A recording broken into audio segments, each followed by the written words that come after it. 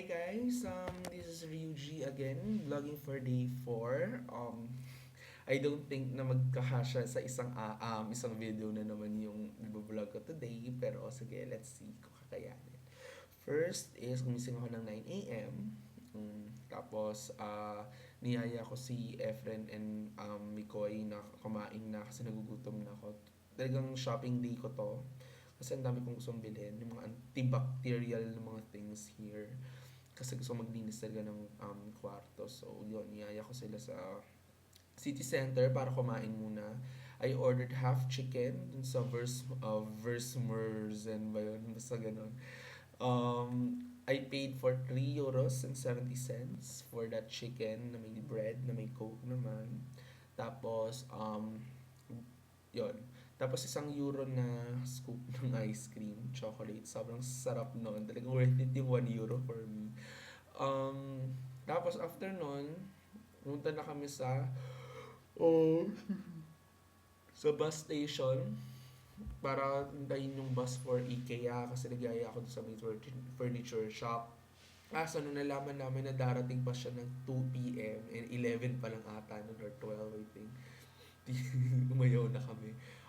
So, ang ginawa na lang namin, wali kami here sa dorm. Tapos, sinamahan nila ako nila Mike na pumunta dun sa bigger shopping center kasi dun sa Neto Mart dun sa labas ng dorm namin. Kaso, sobrang malaki nga yung shopping center.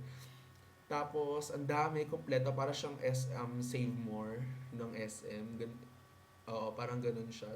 Pero, namahalan sila Mike sa mga binili ko kasi naka 28 euros ako for 28 euros para sa mga Lysol, disinfectant, Domex, mga pangkusko, sa mga mops, talagang binili ko lahat yan kasi for me, I believe na 6 months ako dito, kailangan malinis at kailangan 100% no bacteria.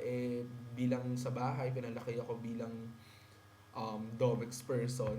Mami ko kasi Domex person talaga yun. So, nahawa ako. Alam kong Domex talaga yung dapat na pangkaskas sa banyo. So, talagang kiniskis ko lahat ng mga kasulok-sulukan ng banyo.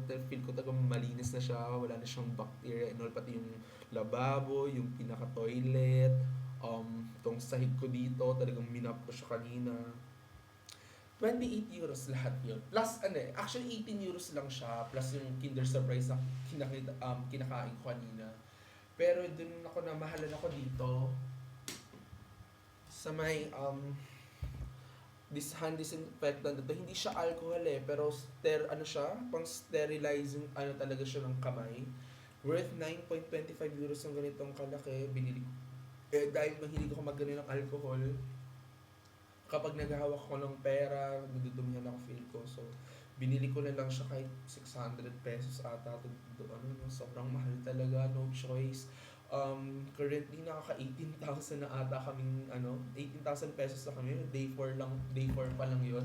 Pero, para sa akin, kasi binibili ko na lahat yung pang-stay ko ng matagal. I guess mga pang 3 months na yung mga nabibili ko, mga tissue, disinfectant, tapos, kumain na rin kami ng mga German foods. Tapos, constant na mga... Kasi yung McDo dito, kahit sabihin pa natin na dapat di kami kumain ng McDo dito, iba yung McDo nila dito. So, talaga din na-try out namin ng mga menu ng McDo.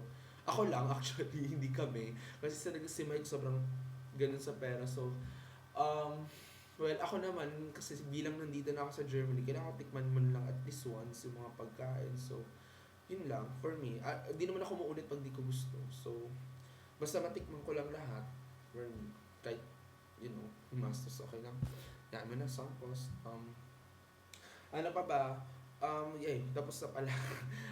Part 2 na lang yung video susunod. After nung, okay? Bye-bye!